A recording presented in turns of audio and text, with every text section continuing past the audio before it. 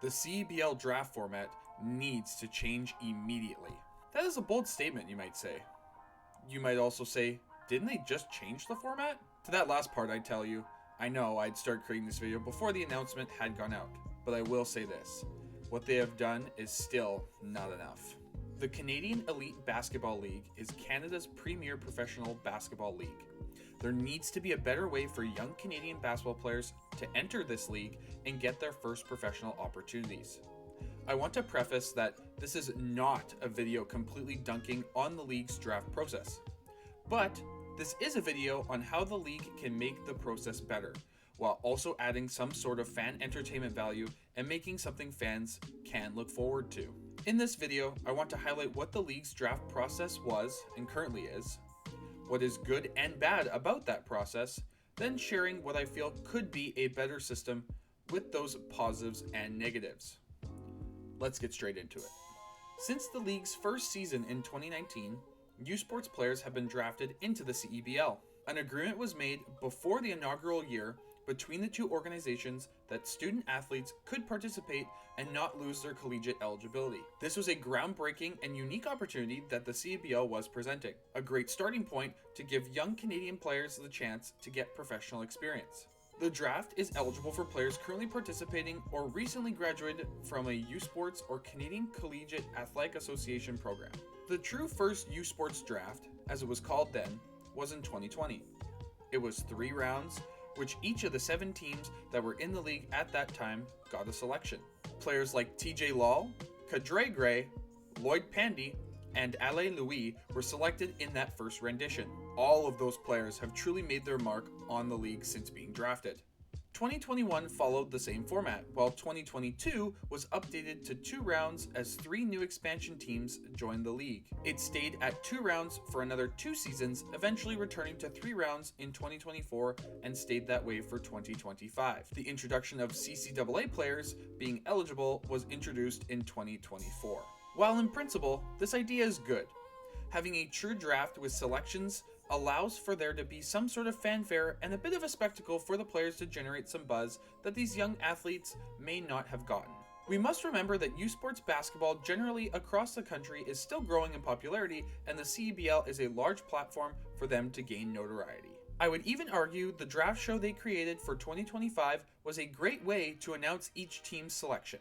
For a time as well, teams had to carry at least 1 developmental player on their active roster, which was good for player development as there was a greater chance a student athlete might get into a game.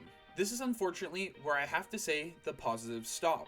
If the draft were truly selecting the best players available, or even just from a pool of players, that would be great. This is not the case. The real way the draft works is that each team had however many slots the draft allocated to sign U Sports or CCAA players. Each team would attempt to speak to whomever they wished and would try to convince them to sign.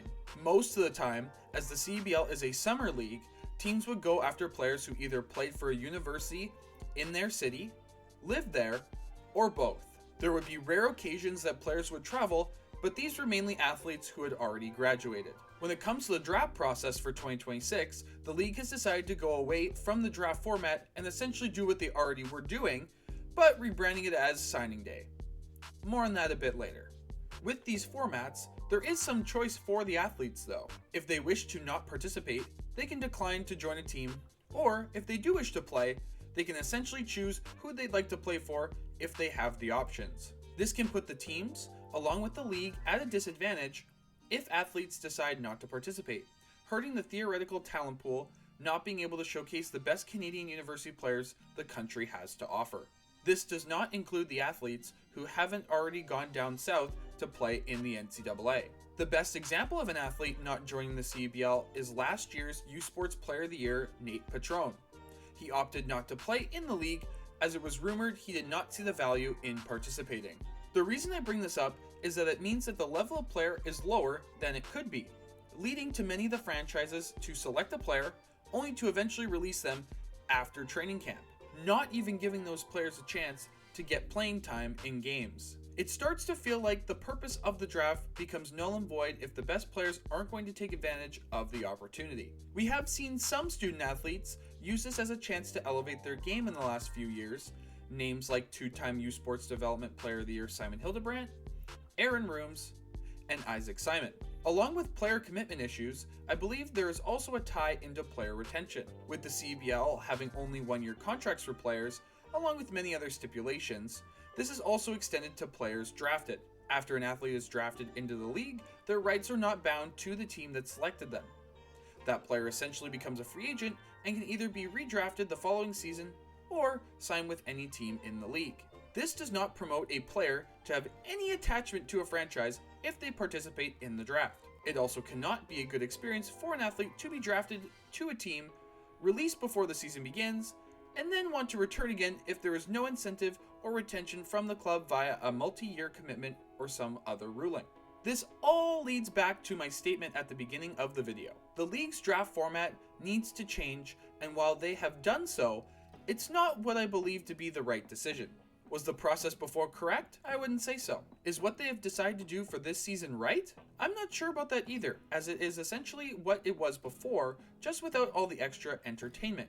So now you're all wondering, what do I have proposed? My idea for a new draft format begins with who is eligible for the draft process in the first place. I would still like for the agreement that was put in place between U Sports and the CEBL to be relevant, but I feel as though the eligible player base should be a little more centralized. I propose it becomes players who are at minimum through 4 years to be eligible, and I would even listen to those through 3 years.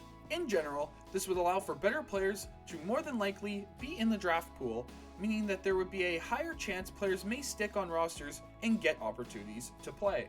With it not just being 5th years in the draft, this still allows some players to return to school with that precious experience, and the agreement would still be in use. The other piece of the eligibility rules would be that graduating NCAA Canadians are able to declare for the CEBL draft. This is another way that the league can increase their player talent floor and start to grow a young Canadian player base.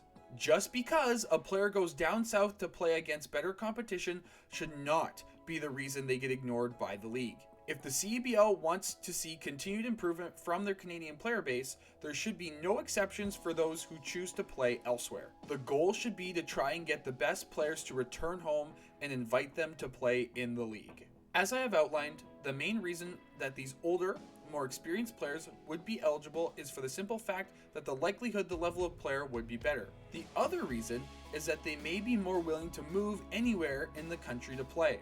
To get the most authentic professional experience possible, there should be no true region locking when it comes to draft picks. If a player declares for the draft, as that is also part of my new proposition, they are eligible to be picked by anyone and understand that that may take them anywhere in the country. The goal with this new format should be to prioritize player retention, especially the Canadians who drive your league. The CEBL is only as good as the Canadian players that play in it. When it comes to draft pick retention, I would propose that there be a 2-year minimum contract that a player has to sign. A commitment should be made between the organization and the player to give them a stable starting point, while also ensuring that the team is selecting someone they can build around. The specific deals around the contract can be worked out later, but this is just a bare bones idea. As I said earlier, the presentation for the 2025 draft was a great idea, and I'd love to implement that into this new version of the process. If the league wishes, they can still select the players at an earlier time if they do not wish to do it live. Either way, some sort of presentation that showcases the athletes would be a nice touch added to the process and drum up some hype. Continuing on that hype train, I believe if picks were not being essentially predetermined, you could have more media outlets and social media accounts following U Sports athletes in games, creating a pre-draft process. This would be more free publicity U Sports would be receiving for their product, which they already do not market enough. I do feel as though if the league were ever to shift to a more realistic draft, this could also progress to things like draft pick trading, player trading, and so forth. This proposed system still has its flaws. Players could still decline to declare for the draft if they do not see the benefit. There's also no guarantee in place that athletes would be playing in games either, which may deter them from declaring. There are even more issues that may arise as this process would get fleshed out, but the point is this: no system is perfect, yet there are better ways that the league can go about introducing young Canadians to the professional game, giving them their first opportunities. I do feel as though what I've presented may be the start of that better process. Let me know down in the comments what you think. share your ideas, and let's brainstorm this together. Thanks so much for watching. Please like and subscribe, and I will see you all next time. Peace!